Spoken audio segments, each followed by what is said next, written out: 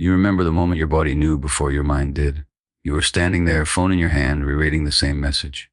Your chest felt tight, your stomach dropped, and suddenly it hit you. You were explaining yourself to someone who was never trying to understand you. That quiet realization, that small pause before you typed again, that is where this story begins. There is a type of empath who does not survive a narcissistic dynamic, and there is one who does. The difference is not kindness, it is not intelligence, it is not even strength in the way people usually define it. I'll explain exactly what that difference is later, and I'll also explain why most empaths get trapped trying to be the good one, while only one type walks away with their self-respect intact. Stay with me. If you are an empath, you were trained early to notice moods, to soften yourself, to adjust. You learned to read the room before you learned to read yourself. That skill made you loving. It also made you vulnerable, especially to people who take more than they give, especially to people who mistake your empathy for weakness. We'll come back to why that happens, because it's not an accident. Right now, I want to talk about silence, because silence is where everything changes, and it's also where most empaths struggle the most. Silence feels cruel to you. It feels like abandonment. It feels like punishment. When you stop talking, your nervous system panics. You feel like you're doing something wrong. You feel responsible for fixing the tension. That discomfort pushes you to reach out, to explain, to apologize, to try again. But here's the truth. Silence is not withdrawal. Silence is information. Silence is what happens when you stop feeding a dynamic that survives on your emotional labor. And yes, it feels hard because you are wired to connect, not to detach. But hard does not mean wrong. When you go no contact or even low contact, your body protests first. You feel restless. You imagine worst case scenarios. You rehearse conversations that will never happen. You tell yourself you just want closure. But what you're really craving is regulation. You want the anxiety to stop. And chasing feels like relief for a moment. This is why chasing lowers your position. Not because it makes you look desperate, but because it teaches the other person that your discomfort matters more to you than your boundaries. Every time you reach out to calm your own anxiety, you hand over leverage. You show them that silence hurts you more than it costs them. And in a narcissistic dynamic, that information is used, not respected. Here is the spine line I want you to remember. Self-respect is the only language that works. Read that again. Self-respect is the only language that works. The empath who survives is not the one who loves harder. It's not the one who understands deeper. It's the one who can sit with discomfort without betraying themselves. That is rare. And that is learned. You might be thinking, but what if they misunderstand my silence? What if they think I don't care? What if this ruins everything? I will explain later why someone who truly values you will not need you to chase them to feel secure. And I'll explain why the ones who react badly to your silence are often the ones benefiting most from your over-explaining. Silence feels powerful because it breaks a pattern. When you stop reacting, the dynamic has to change. And change is threatening to people who rely on predictability. When you were always available, always forgiving, always trying, they didn't have to self-reflect. Your silence removes that cushion. This is also why silence feels so unnatural to you. Your empathy tells you to repair, to soothe, to bridge gaps. But there is a difference between healthy repair and self-erasure. The empath who survives learns to tell the difference. Let me be clear about something important. Going silent is not a tactic to make someone miss you. That still puts your focus on them. Silence is an act of alignment with yourself. It's you saying, I will not abandon myself to keep this connection alive. Self-respect is the only language that works. Chasing keeps you in the role of the pursuer, the explainer, the emotional anchor. It freezes the other person in the role of the one who withholds. Silence disrupts that imbalance. It forces reality to surface. Either they step forward with accountability, or they drift away revealing what was already true. And this is where the one surviving empath begins to separate from the rest. They stop asking, how do I get them to see me? And start asking, why am I staying where I am unseen? That shift is subtle, but it is everything. You don't need to become cold. You don't need to lose your empathy. You don't need to harden your heart. You need to direct your empathy inward, especially when it feels uncomfortable, especially when your instinct is to reach out. In the next part, I'll explain the psychology of stepping back, what actually changes in the other person's mind when you stop reaching out, and how to handle the urge to break silence without turning against yourself. For now, just notice this. The moment you stop chasing, you start seeing clearly. When you step back, something very specific happens in your nervous system first. The constant alertness begins to quiet. You are no longer scanning for their tone, their timing, their moods. That space can feel empty at first. Your mind tries to fill it with worry. But psychologically, that space is where power returns. Stepping back interrupts the loop of stimulus and response. It gives your body proof that you can survive without fixing, explaining, or chasing. This is important because the empath who survives understands that attachment is not the same as connection. Attachment is fueled by fear of loss. Connection is fueled by mutual presence. When you step back, you begin to dissolve attachment, and as attachment loosens, clarity increases. You start to see patterns instead of moments. You see effort instead of excuses. You see reality without the fog of hope. Now let's talk about what changes in their mind when you stop reaching out. At first, there is confusion. The dynamic they relied on has shifted. You were predictable. You were the one who bridged gaps. When that stops, the imbalance becomes visible. For some, this triggers curiosity. For others, irritation. For a few, reflection. The response tells you everything. If they valued you mainly for what you provided emotionally, your silence feels like deprivation. If they valued you as a person, your silence feels like something to respect and address. This is not about playing games. This is about observing truth without interference. Silence removes your emotional labor from the equation, and what remains is the real level of investment. Self-respect is the only language that works. Many empaths struggle here because they fear being misunderstood. But understand this, someone who needs you to over-explain your boundaries was benefiting from you having none. When you stop chasing, you're not being cruel. You're being honest. The urge to text or call will come.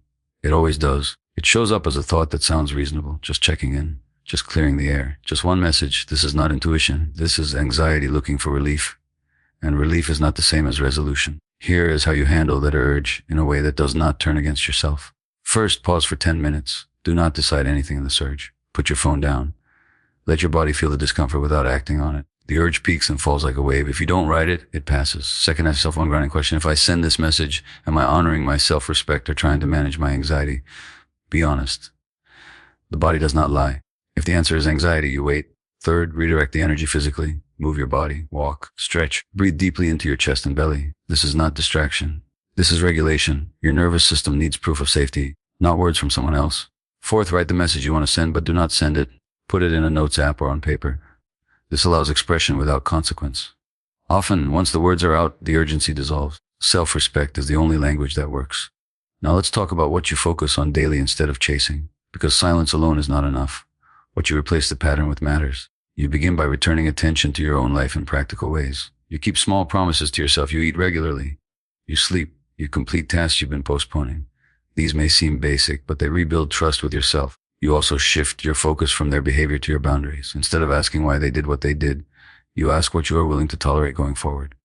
This is a subtle but powerful change.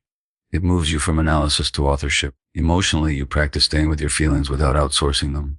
When sadness comes, you sit with it. When anger comes, you let it inform you without directing it outward. You stop trying to be the calm one in the room and start being the honest one with yourself. You may notice something surprising. As you stop chasing, your thoughts about them may intensify before they fade.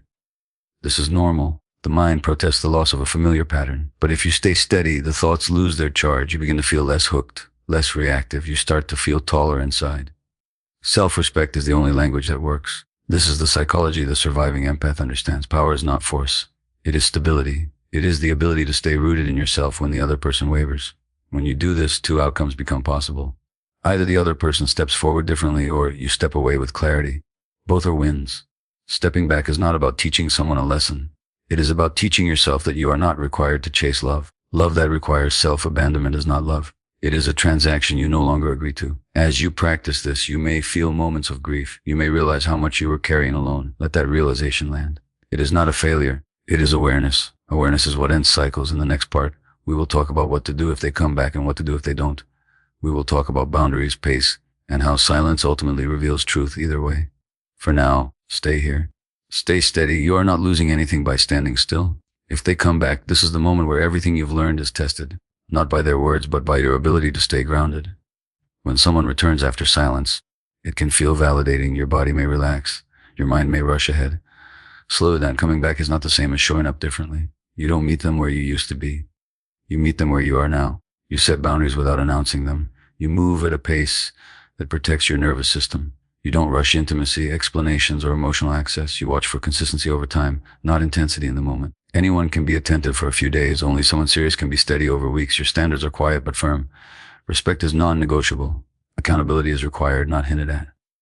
You no longer overfunction to keep things smooth. If something feels off, you notice it without minimizing. If a boundary is crossed, you respond by adjusting your availability, not by arguing. Self-respect is the only language that works. If they try to pull you back into the old dynamic with guilt, confusion, or urgency, you pause. You don't defend your growth. You don't convince them you've changed. You simply live it. The empath who survives understands that clarity doesn't need permission. Now, if they don't come back, this is where closure becomes internal instead of negotiated. Silence in this case is not rejection. It is information. It shows you that the connection was sustained by your effort, your empathy, your patience.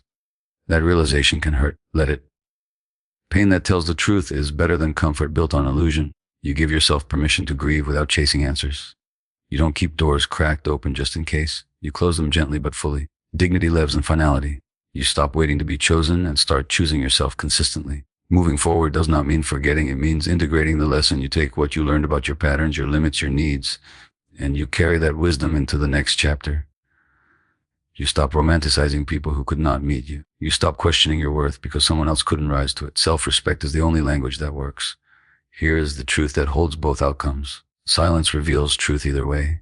If they return with humility and consistency, silence showed them what they were about to lose. If they don't return, silence showed you what you were holding alone. Either way, you gain clarity, and clarity is power. Let me bring this together quickly. The empath who survives a narcissistic dynamic is not the softest or the strongest in the usual sense. It is the one who can tolerate discomfort without self-betrayal. Stepping back calms your nervous system. Silence removes emotional labor and exposes reality. Chasing lowers your position because it trades self-respect for temporary relief. Boundaries are lived, not explained. Closure is chosen, not granted. Here is one clear action step to anchor this work. For the next 7 days, practice one daily act of self-respect that does not depend on anyone else.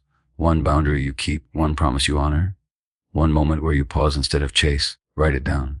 Track it. Let your body learn that you are safe with yourself. Self-respect is the only language that works. You don't need to harden your heart to survive. You need to stop offering it where it is mishandled. Calm is not weakness. Silence is not loss. Steadiness is not indifference. It is strength that does not need to prove itself. Stay rooted, stay honest, stay aligned. And when you're ready, watch the next video where we talk about how empaths rebuild attraction and emotional safety without ever abandoning themselves again.